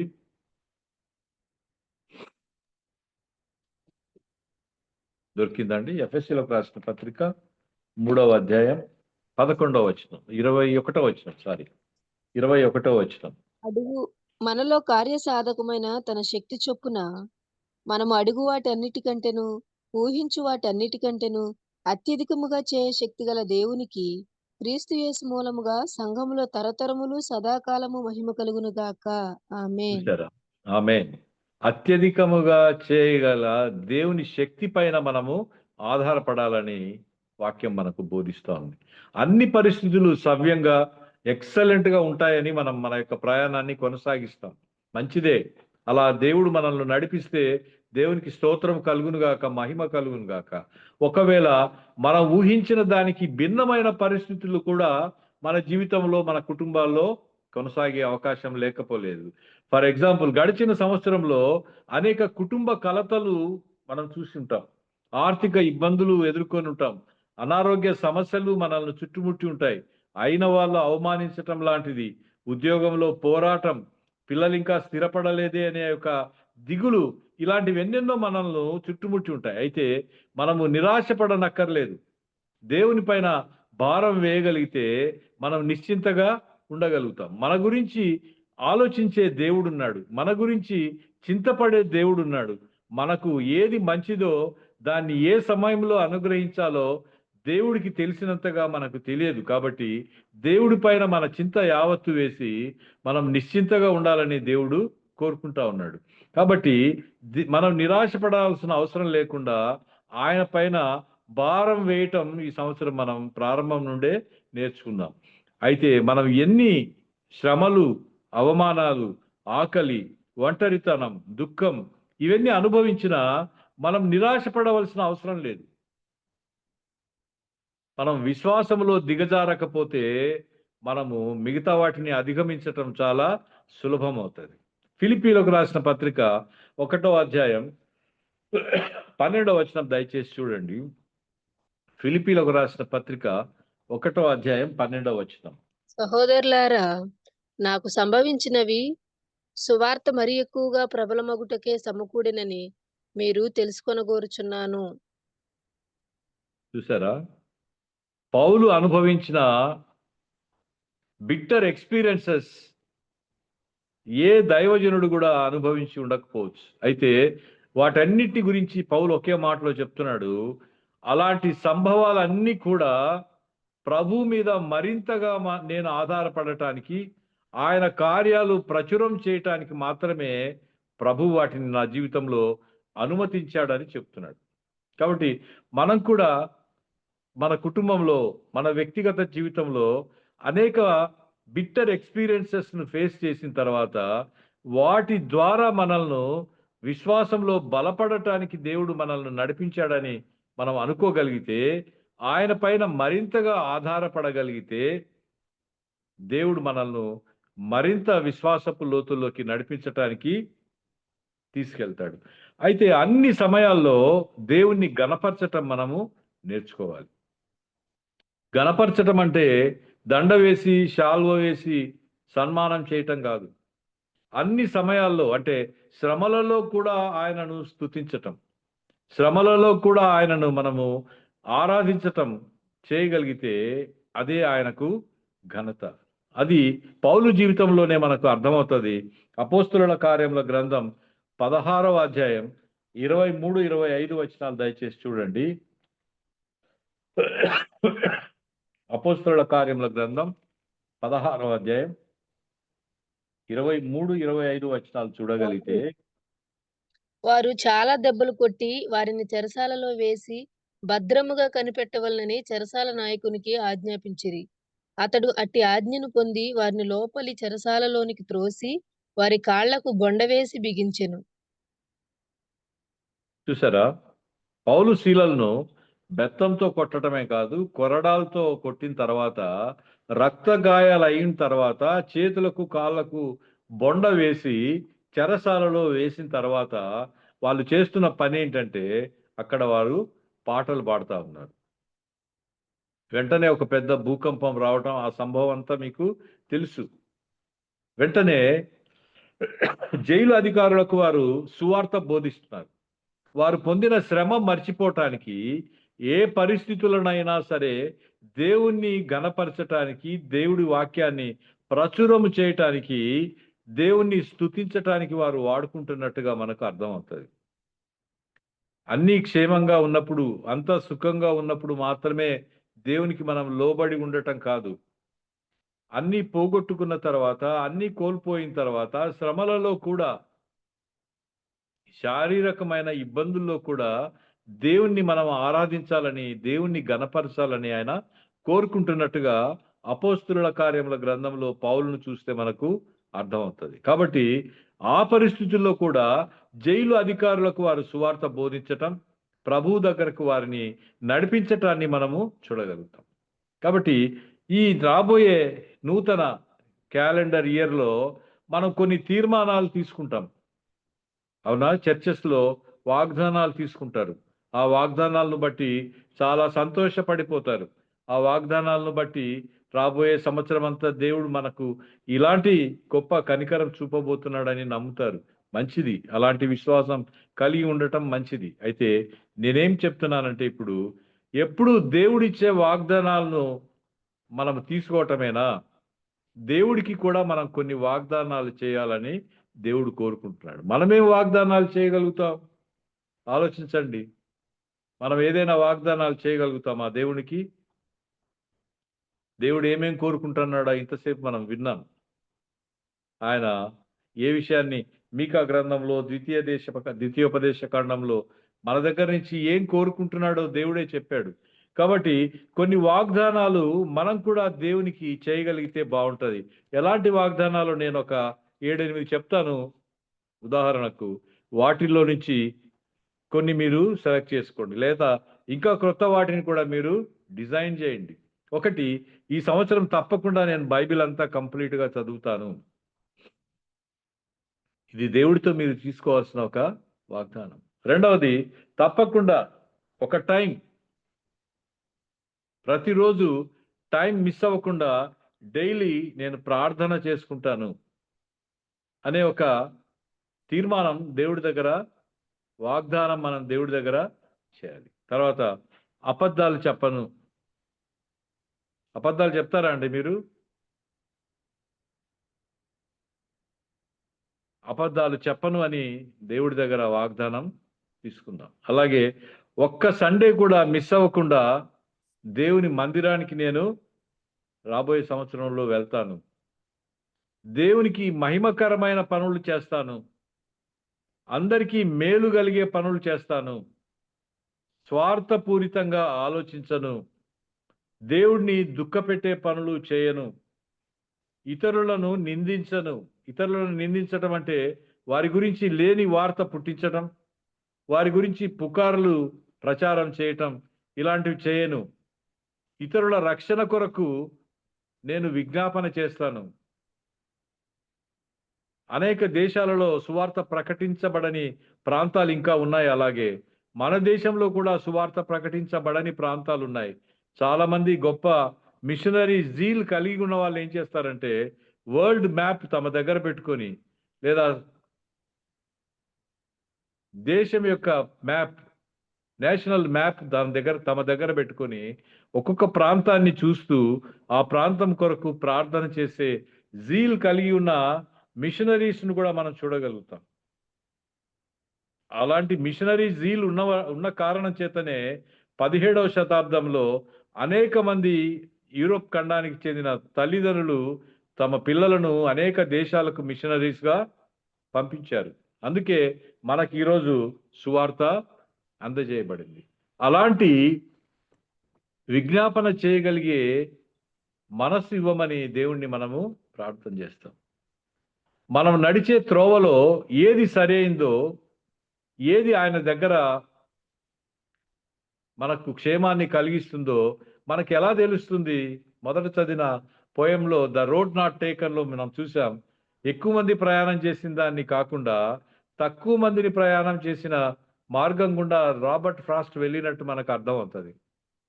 ఏది సరైన మార్గమో, ఏది మనకు ఆశీర్వాదాన్ని తెస్తుందో అది మనకి ఎలా అర్థమవుతుందంటే దేవుని వాక్యం ద్వారానే అర్థమవుతుంది. యెషయా గ్రంథం 30వ అధ్యాయం 21వ వచనం చూడండి. యెషయా గ్రంథం 30వ అధ్యాయం. మీరు కుడి తట్టైనను ఎడమి తట్టైనను తిరిగినను ఇదే త్రోవ, దీనిలో నడువుడి అని నీ వెనుక నుండి ఒక శబ్దము నీ చెవులకు వినబడును. చూసారా? మనము దేవుని ఎదుట కనిపెట్టగలిగితే మనం ప్రయాణం చేసే మార్గంలో మనము ఏ వైపుకు తిరిగితే అది సరి అయిన మార్గమో అక్కడ దేవుడే మనతో బోధిస్తానని చెప్తున్నాడు. ఒక స్వరం మనతో మాట్లాడుతుందంట, ఇది సరి అయిన మార్గం, ఇందులో గుండా నీవు వెళ్ళమని. మనము చాలాసార్లు చాలా నిర్ణయాలు తీసుకుంటూ అంటాం. ప్రతిరోజు కనీసం అంటే ఒక 50 నిర్ణయాలు తీసుకుంటాం. తెలుసా మీకు అది? ఉదయం లేచినప్పుడు ఫస్ట్ తీసుకునే డెసిషన్ ఏంటో చెప్పండి? ఇంకాసేపు నిద్రపోదామా లేద్దామా అనే 2 విషయాల్లో ఆలోచించడం మొదలు పెడతాం మనం. ఆ రెండింటిలో ఒక నిర్ణయం తీసుకుంటాం. కొంతమంది ఇంకా లేద్దామని నిర్ణయం తీసుకుంటారు, కొంతమంది ఇంకాసేపు పడుకుందాం అనుకుంటారు. అక్కడి నుంచి ప్రారంభం అవుతుంది. ప్రతి దినము మనము కనీసం అంటే 50 నిర్ణయాలు తీసుకుంటాం. వాటిల్లో ఇదా అదా, రైటా లెఫ్టా అని 2 ఆప్షన్స్లో ఒక ఆప్షన్ను మనం తీసుకుంటాం. ఆ ఆప్షన్ మనకు సరైనది కావచ్చు, సరైనది కాకపోనువచ్చు. అయితే ఏ నిర్ణయం తీసుకోవాలి అనే దాన్ని మనం దేవుని పైన ఆధారపడి చేయగలిగితే మన జీవితాన్ని సరైన మార్గంలో నడిపించటానికి దేవుడు ముందుంటాడు. దేవుని చేత ఆశీర్వదించబడిన వాడు, ఆయన మార్గంలో నడిచిన వాడు ఒక చెట్టులాగా ఉంటాడని కీర్తనల గ్రంథంలోనే మనం మొదటి కీర్తనలో చూడవచ్చు. అందరికీ నీడను, కొయ్యను, పండ్లను అందించేవాడుగా, ఒక వృక్షం మాదిరిగా ప్రతి వ్యక్తి ఉండాలని దేవుడు కోరుకుంటా ఉన్నాడు. నీటి కాలువల యోరను నాటబడి తన కాలమందు ఫలమిచ్చు చెట్టు వలె ప్రతి ఒక్కడు ఉండాలి. ఫలము ఇతరుల కోసం, మన కోసం కాదు. ప్రతివాడు తన ప్రార్థనా ఫలాలను, తన రక్షణ అనుభవాలను, తన ఆధ్యాత్మిక జీవితం యొక్క మేలులను ఇతరులకు అందించే ఒక వృక్షంలాగా ఉండాలని దేవుడు మనల్ని కోరుకుంటున్నాడు. అసలు చెట్టు ఫలించేదిగా ఉండాలంటే దానికి రూట్ సిస్టమ్ బలంగా ఉండాలి. అవునా? ఒక చెట్టు బాగా మంచి ఫలాలను ఇవ్వాలంటే, చాలా ఎత్తుగా ఏపుగా ఎదగాలంటే దాని రూట్ సిస్టమ్ బలంగా ఉండాలి. రూట్ సిస్టమ్ అంటే వాక్యంలో, ప్రార్థనలో స్థిరంగా ఉండటమే రూట్ సిస్టమ్ అంటే. ప్రజలందరికీ చెట్టు యొక్క పైభాగం కనపడుతుంది, వేర్లు కనపడవు. వేర్లు చాలా డర్టీగా ఉంటాయి, మట్టిలో పాతుకుపోయి ఉంటాయి. అన్ని వైపులా ఎక్కడ నీరు దొరుకుతుందో ఆ వైపుకు వేర్లు వెళ్తూ ఉంటాయి. చెట్టు పైకి ఎదుగుతూ ఉంటే వేర్లు లోపల పెరుగుతూ ఉంటాయి. చెట్టుకు పైన కావలసిన ఆహారాన్ని అందించటానికి అవసరమైన నీటి సరఫరా ఎక్కడుందో వాటిని వెతుక్కుంటూ వేర్లు వెళ్తూ ఉంటాయి. అవునా? అవి ఎవరికి కనబడవు. పాటలు పాడేవారి, ప్రసంగం చేసేవారిని అందరూ చూస్తూ ఉంటారు. అయితే ప్రార్థించే వారిని ప్రభు మాత్రమే చూస్తూ ఉంటాడు. గమనించారా? మనం చాలాసార్లు పాటలు పాడే వాళ్ళుగా ఉండాలని కోరుకుంటాం, ప్రసంగాలు చెప్పేవారిగా ఉండాలని కోరుకుంటాం. అందరికీ కనిపించే పని ఏదైతే ఉందో ఆ పని చేయడానికి ఇష్టపడతా ఉంటాం మనం. అయితే వారిని అందరూ చూస్తూ ఉంటారు, ప్రార్థించే వారిని ప్రభు మాత్రమే చూస్తూ ఉంటాడు. అసలు ఒక సంఘం స్థిరంగా ఉండాలన్నా, ఒక కుటుంబం బలంగా ఉండాలన్నా, ఒక సమాజం దేవునికి ఇష్టమైన పనులు చేయాలన్నా అందులో ప్రార్థించే వాళ్ళు ఉండాలి. ప్రార్థించే వాళ్ళు ఉండాలి. మరలా చెప్తున్నాను, ప్రార్థించే వాళ్ళు ఉండాలి. మన ప్రార్థనను బట్టి దేవుడు మనల్ని నడిపించేవాడై ఉంటున్నాడు. ప్రార్థనా జీవితమే మన ఆత్మీయ జీవితాన్ని దృఢంగా ఉంచుతుంది. అది మాత్రమే దేవుడు ఇష్టపడేవాడై ఉంటున్నాడు. ఇలాంటి ప్రమాణమే నెహెమ్యా గ్రంథంలో 10వ అధ్యాయం 1వ వచనంలో ఇశ్రాయేలీయులందరూ తమ దేవుడితో వాగ్దానం చేసినట్టుగా మనం చూడగలుగుతాం. చూడండి, నెహెమ్యా గ్రంథం 10వ అధ్యాయం 1వ వచనంలో ఇశ్రాయేలీయులందరూ ఒక వాగ్దానాన్ని తమ దేవునితో చేస్తా ఉన్నారు. మేము ఒప్పుకొని చెప్పిన దానిని బట్టి ఒక స్థిరమైన నిబంధన చేసుకుని రాయించుకొనగా మా ప్రధానులను, లేవీలును, యాజకులను దానికి ముద్రలు వేసిరి. దానికి ముద్రలు వేసిన వారెవరనగా అధికారియగు హకల్యా కుమారుడైన నెహెమ్యా, సిద్కియా. చూసారా? ఒక తీర్మానం చేసుకున్నారు వాళ్ళు. దేవునితో ఒక వాగ్దానం చేస్తున్నారు. ఆ వాగ్దానం ప్రకారం నడుచుకుంటామని వాళ్ళు ఒట్టు పెట్టుకుంటున్నారు. అలా నడుచుకోకపోతే తమ మీదికి శాపం వచ్చినట్టుగా వారు ఒట్టు పెట్టుకుంటా ఉన్నారు. దేవునితో వాగ్దానం చేసి, ప్రభువా ఇలా మేము నడుచుకుంటాం, నీ వాక్యానుసారంగా జీవిస్తాం, జీవించలేకపోతే మా మీదకు శాపం వచ్చుగాక అని దేవుని దగ్గర వారు ఒట్టు పెట్టుకున్నారు. మనం దేవుడితో వాగ్దానాలు చేసి అలాగూ నడుచుకోవటానికి అవసరమైన శక్తి పరిశుద్ధాత్మ దేవుడే మనకు అనుగ్రహిస్తాడు.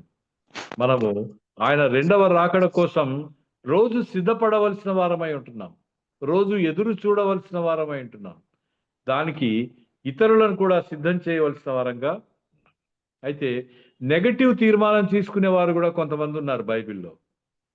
నెగటివ్ తీర్మానాలు చూస్తారా వాళ్ళు ఎక్కడున్నారో? మార్కు రాసిన సువార్త 5వ అధ్యాయం 17వ వచనం చూడండి. మార్కు రాసిన సువార్త. తమ ప్రాంతములు విడిచిపోమ్మని వారు ఆయనను బతిమాలు కొనసాగిరి. చూసారా? ఇది నెగటివ్ తీర్మానం.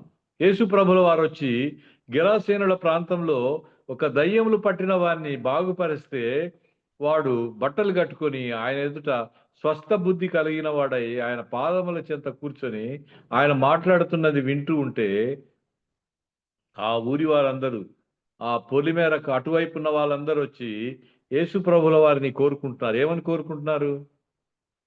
తమ ప్రాంతం విడిచిపోమ్మని కోరుకుంటున్నారు. మా ఊరికి రమ్మని పిలవడం కాదు, మా గ్రామానికి రమ్మని పిలవటం కాదు, ఈ గ్రామంలో మరిన్ని రోజులుండి కొంతమందిని బాగు చేయమని అడగవలసిన వారు మా ఊరు వదిలిపెట్టి వెళ్ళిపోమని కోరుకుంటున్నారు. అలాంటి పరిస్థితులు ప్రపంచంలో, భారతదేశంలో, ఆంధ్రదేశంలో నేటికి మనం చూడగలుగుతున్నాం. యేసు ప్రభువును తమ ప్రాంతం వదిలిపెట్టి వెళ్ళిపోమ్మని కోరుకునే వాళ్ళు కనబడుతున్నారు. సువార్త మాకు అవసరం లేదని చెప్పేవాళ్ళు మనకు కనబడుతున్నారు. మీ ప్రసంగాలు మాకు అవసరం లేదని చెప్పేవాళ్ళు కనబడుతున్నారు. మీ ప్రార్థనలు మాకు వద్దని చెప్పి తీర్మానం తీసుకొని అక్కడి నుంచి క్రైస్తవులను తరిమి వేస్తున్న వాళ్ళు మన కళ్ళకు కనబడుతున్నారు. మందిరాలను కూలదోసే వాళ్ళు మనకు కనబడుతున్నారు. మిషనరీలను చావు దెబ్బలు కొట్టి వాళ్ళ గ్రామాల నుంచి తరిమి వేస్తున్న వాళ్ళు మనకు కనబడుతున్నారు. అలాంటి తీర్మానాలు కూడా భారతదేశంలో తీసుకుంటున్న వాళ్ళు మనకు కనబడతారు. గమనించారా?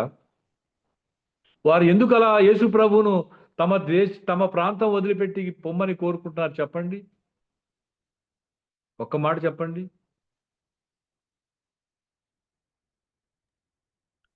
పందుల లాభం పొందాలనండి. పందుల లాభం నష్టపడకూడదని. థ్యాంక్ యూ కరెక్ట్గా చెప్పారు. వారికి పందుల విషయంలో నష్టం జరిగింది కాబట్టి యేసు ప్రభువును దూరంగా వెళ్ళిపోమ్మని కోరుకుంటున్నాను. చివరిగా ఒక ప్రశ్న నేను అడుగుతాను. వారు పందుల కోసం ప్రభువును వదులుకుంటున్నారు. ప్రభు కోసం పందులను వదులుకోవాలి కానీ పందుల కోసం ప్రభువును వదులుకుంటున్నారు. చివరి ప్రశ్న ఏంటంటే, మనం దేన్ని కోరుకుంటున్నాం, దేన్ని వదులుకుంటున్నాం? ప్రభు కోసం దేన్ని వదిలేస్తున్నాం, దేనికోసం ప్రభువును వదిలేస్తున్నాం?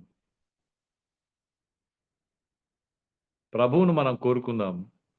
ప్రభు మనల్ నుండి ఏం కోరుకుంటున్నాడో దాన్ని మనం ప్రభువుకి ఇవ్వడానికి సిద్ధపడదాం. ఆ మార్గంలో నడవటానికి, ప్రభువు మార్గంలో నడవటానికి అవసరమైన శక్తి, సామర్థ్యం, ప్రార్థనా జీవితం, వాక్య నడిపింపు ప్రభు మనకు అనుగ్రహించి మనల్ని నడిపించాలని కోరుకుందాం. దేవుడు మనందరి వినికిడిలో ఈ వాక్యాన్ని దీవించును గాక. Thank you very much. Thank you brother Suresh Babu గారు. వర్చువల్ ప్రేయర్ ఫ్యామిలీ తరఫున మీకు ప్రత్యేక వందనాలండి. మరి ఈ సంవత్సరం చివరి రోజున చక్కగా దేవుని వాక్యాన్ని ఎలా స్తుతించాలి దేవుణ్ణని, మరి ఆ మార్గాన్ని ఎలా క్రొత్తదిగా ప్రభువును కలుసుకున్న తర్వాత ప్రతిరోజు క్రొత్తదే ఆ మార్గం అని, మరి మన జీవితంలో జరిగే వాటికి దేవుడు బ్లూ ప్రింట్ ఇవ్వడు, ఆయన కృప మీదే ఆధారపడాలి. దేవుడు రెండే మనల నుండి కోరుకుంటున్నాడని, విధేయత, కృతజ్ఞత. రక్షణ అనేది దేవుడిచ్చే ఆశీర్వాదం. మనం ఆయన వాక్యమందు ఆనందిస్తే ఆ వాక్యమే మనల్ని నడిపిస్తుందని, పాపం బైబిల్ని దూరం చేస్తుంటే బైబిల్ పాపాన్ని మనకి దూరం చేస్తుందని, ఆయన పైనే భారం వేయటం నేర్చుకోవాలని, అన్ని సమయాలలో దేవుణ్ణి గణపరచడం నేర్చుకోవాలి. కొన్ని వాగ్దానాలు మనం కూడా దేవునికి చేయాలని, చాలా వాగ్దానాలు కొన్ని మాకు చూపించారు.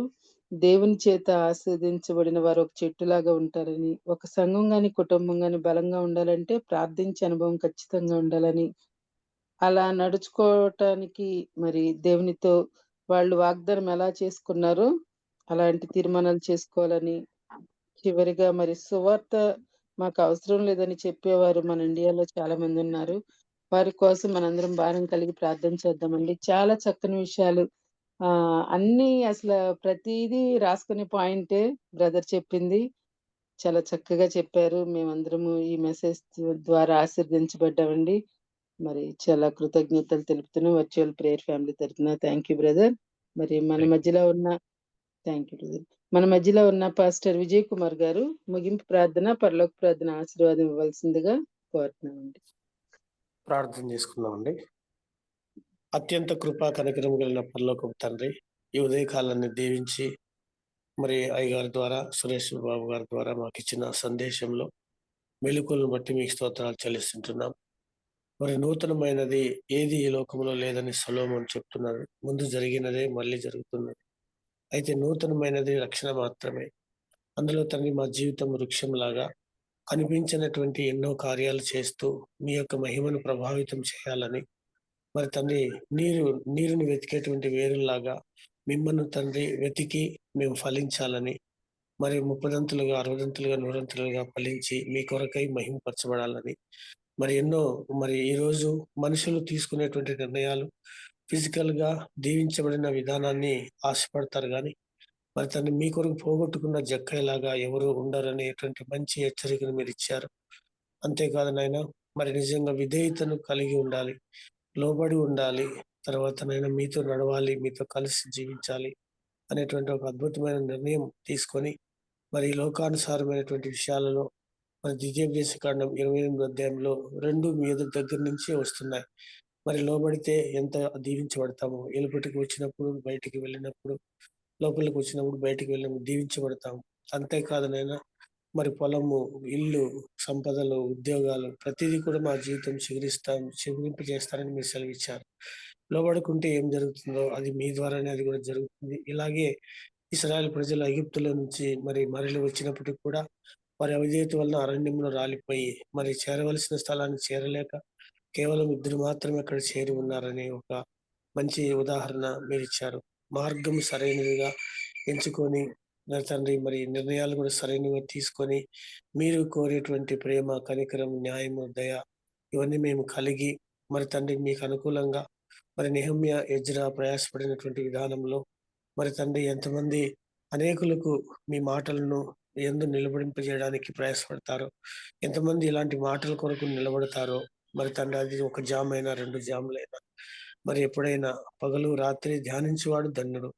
మరి వాడు మరి సకాలమందు ఫలం ఇచ్చేటువంటి చెట్టులాగా ఉంటాడు. ఫలము అనగా తండ్రి సంపూర్ణతను సూచిస్తుంటున్నది. తినడానికి, అమ్మడానికి మరి పంచడానికి యోగ్యమైనదిగా ఉంటున్నది.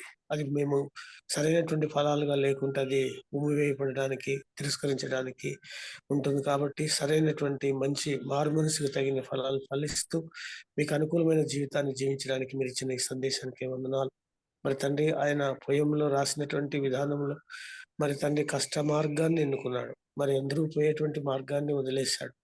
అలాగే తండ్రి ఎవరైతే యేసు ప్రభు కూడా ఈ మాట చెప్పి ఉన్నాడు, సంకుచితమైన మార్గము ఎన్నుకోండి, అందులో ప్రయత్నం చేయండి, అది మంచిది అని చెప్తున్నారు. ఆ మార్గంలో మీరు వెలుగుగా, దీపముగా, తోడుగా, నీడగా, అండగా, దండగా, తల్లిదండ్రులుగా, అన్నదమ్ములుగా, బంధుమిత్రులుగా అన్ని విధాలుగా మీరు సహకారంగా ఉన్నారని మీరు సెలవిచ్చుకున్నారు.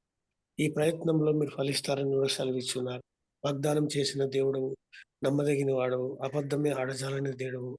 అయినా మీరు మీ యందు నమ్మకం ఉంచిన వారు ఎన్నడూ మరి సిగ్గుపడరని వాగ్దానాలు ఎన్నో ఉన్నాయి. ఈరోజు సంవత్సరాదిలో తండ్రి మేము సంఘాలలో మాకు ఇవ్వబడుతున్నటువంటి గ్రీటింగ్ కార్డ్స్ ఏదైతే ఉన్నాయో, వాగ్దానాలు ఏమైతే ఉన్నాయో అవన్నీ పుటము వేయబడినవే. అవన్నీ కూడా అమూల్యమైనటువంటి ముత్యాలే. నిజమైనటువంటి దృష్టి మేము కలిగి అందులో మాకు ఇవ్వబడుతున్నటువంటి వాగ్దానాలు, మెలకువలు మేము కలిగి హెచ్చరిస్తుంటే హెచ్చరికలు మేము గద్దెంపుకు లోబడడానికి, దీవించి ఉంటే దాన్ని భద్రపరచుకోవడానికి, శాసించి ఉంటే దాని ప్రకారం ఉండడానికి, ఏదైతే మేము పొందుతున్నామో అది మీ వల్ల కలిగిందని తెలుసుకొని భయంతో, భక్తితో ఆ కార్యాల్లో కొనసాగడానికి సహాయం దయచేయండి. ఎందుకంటే తండ్రి మనుషులు భయమును విడిచి, హృదయం నందు భయమును విడిచి పాపం చేస్తున్నారు అని సొలొమోను చెప్తున్నాడు. మరి తండ్రి మీరైతే అన్ని కాలంలో అన్ని చక్కగా అమర్చి ఉన్నారు. అది తెలుసుకోవడానికి మా జ్ఞానం చాలు. కాబట్టి మీ జీవించబడడానికి సహాయం చెట్టు జీవితాన్ని సహాయం ఒకవేళ మేము చెట్టు జీవితాన్ని కలిగి ఉంటే అది అనేక జీవించడానికి మీరు అనుమతిచ్చే దేవుడై ఉన్నాడు. మరి నోవాహు జల ప్రళయంలో అన్ని నశించిపోయినాయి, కానీ ఒలివ చెట్టునని బ్రతికి ఉన్నది. అలాగే మేము ఒలివ చెట్టు వలె మీ మందిరంలో, మీ సన్నిధిలో, మీ యొక్క దృష్టిలో మేమందరం ఉండడానికి రాబోయేటువంటి 2025 సంవత్సరాలు గడిచిన కాలంలాగే ఉండకుండా అధికమైనటువంటి కార్యాలతో మేము స్థిరమైన నిర్ణయాలు తీసుకొని ఈరోజు మీరు మాకు ఇచ్చిన వాగ్దానాలన్నిటిలో కూడా ఈరోజు హెచ్చరిక విధానంలో మేము తండ్రి తెలుసుకొని అలా ముందు సాగడానికి సహాయం దయచేయండి. మరి తండ్రి మేము అనేకులకు మార్గాలుగా ఉండడానికి, దీపాలుగా ఉండడానికి సహాయం దయచేయండి. అయ్యగారిని కూడా ఆశీర్వదించండి. ఆయన తెలియజేస్తున్నటువంటి ఎన్నో రహస్యమైనటువంటి మరి సింపుల్ గా ఉన్నప్పటికీ కూడా అది ఎంత లోతుగా ఉంటున్నాయి. మరి లోతైనటువంటి మా బ్రతుకులో లోతైనటువంటి ఈవులను గ్రహించి మేము తండ్రి మమ్మల్ని ఫలింప చేయమని లోకేష్ అయినటువంటి మిమ్మల్ని ప్రతిమాలు కొంచుంటున్నాం. మరి తండ్రి ఇక్కడ ఉన్నటువంటి పెద్దలందరినీ దీవించి ఆశీర్వదించండి. ఈ మాటల్లో ఉన్నటువంటి సారతమ్యాలను అన్నిటిని కూడా మేము గ్రహించడానికి సహాయం దయచేయండి. అలాగే తండ్రి మరి ప్రతి ఒక్క మరి జూమ్ మీటింగ్ ఏర్పాటు చేసినటువంటి పెద్దలందరినీ కూడా పేరు పేరున దీవించి ఆశీర్వదించండి. ప్రతి సంఘాలలో తండ్రి అద్భుతంగా ఈ వాగ్దాన ఫలాలను విస్తరింపజేసి మీ రాజ్య విస్తరణలో తండ్రి మరి ఇక్కడ చేరి వచ్చిన వారందరూ కూడా సహాయపడడానికి సహాయం దయచేయండి. అందుకు కావలసిన అనుకూలతలు, ఆర్థిక వనరులు అన్నింటినీ సమకూర్చి మీ కృపణకు తండ్రి మహిమ తెచ్చుకోమని వేడుకుంటున్నాం. మా జీవితాల్లో మరి ఎఫ్ఎస్ఎల్ రాసిన పత్రిక 3వ అధ్యాయం 21వ వచనం మీరు నెరవేరుస్తున్నందుకే మీ స్తోత్రాలు చెల్లిస్తుంటున్నాం. అడిగినది ఏది కూడా ఇవ్వనటువంటి వాడవనైనా మీరు ఇచ్చే దేవుడు కనుక అడుగుడి మీకు ఇవ్వబడను, వెదుగుడి మీకు దొరుకునని సెలవిచ్చినారు. ఇలాంటివన్నీ కూడా మేము నమ్మకంతో, అవిశ్వాసంతో కాకుండా ధైర్యంతో, శక్తితో ముందుకు సాగి అనుభవించేటువంటి కృప మాకు దయచేయమని మరి యొక్క ప్రార్థనలో ఉన్నటువంటి పెద్దల ఏర్పాటును బట్టి పెద్దలందరినీ దీవించండి. అభిరత్న గారు గారిని, మేడం గారిని, సురేష్ బాబు గారిని, అలాగే తను ఇంకా మరి రాబర్టయ్య గారిని కూడా జ్ఞాపకం చేసుకుంటున్నాం. ఆయన ఆరోగ్య విషయంలో సహాయం దయచేయండి. మా మధ్యనైనా కనిపించడానికి సహాయం దయచేయండి. ఈ విధంగా తను ఇంకా ఎంతమంది ఇంకా మరి పెద్దలు మరి తండ్రి స్త్రీలలో మరి పెద్దలు ఉన్నారు, అమ్మగారులు ఎంతో ప్రార్థన చేస్తున్నారు, మా కొరకు ప్రయాసపడుతున్నారు. నన్ను తండ్రి వారు లోతైన కనిపించిన ఏర్లుగా మా కొరకు ప్రార్థన చేస్తున్నారు. వాళ్ళ యొక్క ఆలోచన మేరకు తండ్రి వారి యొక్క ఆసక్తి మేరకు వాళ్ళని దీవించండి. మరి శరీరంలో శక్తిని, బలం అనుగ్రహించండి. ఈ కార్యములలో ముందుకు సాగడానికి శక్తినివ్వండి. ఈ విధంగా జిమ్ మీటింగ్ ఆశీర్వదించి మేము అనేక ఫలాలు ఫలించడానికి సహాయం చేస్తున్నందుకే మీకే స్తుతులు చెల్లించుకుంటూ ఈ ఉదయ కాలంలో మీరు మాకు ఇచ్చిన గొప్ప తరుణాన్ని బట్టి యేసుక్రీస్తు నామంలో అడిగి వేడుకుంటున్నాము తండ్రి. ఆమేన్. పరలోక ప్రార్థన చేసుకుందామండి. పరలోకమందున్న మా తండ్రి, నీ నామం పరిశుద్ధపరచబడును గాక, నీ రాజ్యం వచ్చును గాక, నీ చిత్తం పరలోకమందు నెరవేర్చిన ప్రకారం భూమి మీద నెరవేరును గాక. నేడు మాకు కావలసిన అనుదిన ఆహారం మాకు దయచేయండి. మా మరి కీడు ఎందుకనగా రాజ్యం, బలము, శక్తి నిరంతరం నీవైన స్వామి. ఆమేన్. మన తండ్రి అయిన దేవుని ప్రేమ, ప్రభువైన యేసుక్రీస్తు కృప, పరిశుద్ధాత్మ యొక్క అన్యోన్య సహవాసము చేరువచ్చిన మనందరి మీదను తోడున్నట్టుగా అండదండగా నిలిచి మరి రాబోయేటువంటి యొక్క ఉత్సాహ దినాలలో తాపు లేకుండా మీ సన్నిధిలో యథార్థంగా ప్రవర్తించి అనేక మందికి వెలుగుగా, నీడుగా ఉండడానికి మీ కృపా సన్నిధి మాతో ఉంచినందుకు మీకు స్తుతులు స్తుతిస్తూ ఆయన స్థిరపరచును గాక. ఆమేన్. ఆమేన్. ఆమేన్. అందరికీ వందనాలు. అందరికీ వందనాలు. థ్యాంక్ యూ పాస్టర్ గారు. అడ్వాన్స్ హ్యాపీ న్యూ ఇయర్ అందరికి. హ్యాపీ న్యూ ఇయర్ అండి. ప్రార్థించిన పాస్టర్ విజయ్ కుమార్ గారికి, చక్కని వాక్యం అందించిన సురేష్ బాబు గారికి ప్రత్యేక వందనాలండి. వర్చువల్ ప్రేయర్ ఫ్యామిలీ తరఫున ఇవన్నీ రికార్డ్ చేయబడుతున్నాయండి, యూట్యూబ్ లో అవైలబుల్ గా ఉంటాయి. సురేష్ బాబు గారు అంతకు ముందు కూడా చాలా చక్కని వాక్యాలు చెప్పారు. వారి మెసేజెస్ మీరు ప్రత్యేకంగా చూడాలనుకుంటే బాబి రత్నాకర్ అని టైప్ చేస్తే మరి ఆ ఛానల్ వస్తుందండి. విజిట్ ఛానల్ అని ఉంటుంది, దానిలోకి వెళ్తే మరి సురేష్ బాబు గారి ఫోటోతో సహా వస్తాయండి. వారు చెప్పిన మెసేజెస్ అన్ని ఉంటాయి, మీరు వినొచ్చండి. మరి ఈ రోజంతా మనం ఇప్పుడు చెప్పిన వాక్యాల గురించి మనం ఆలోచించుకుంటూ చక్కని తీర్మానాలు చేసుకుందామండి. మరి టెక్నికల్ గా సపోర్ట్ చేస్తున్న తేజాను కూడా ప్రత్యేక వందనాలు తెలియజేస్తూ వాక్యాన్ని ధ్యానించుకుంటూ ఈ రోజు గడుపుదామండి. నూతన సంవత్సరంలో అడుగు పెడదాము.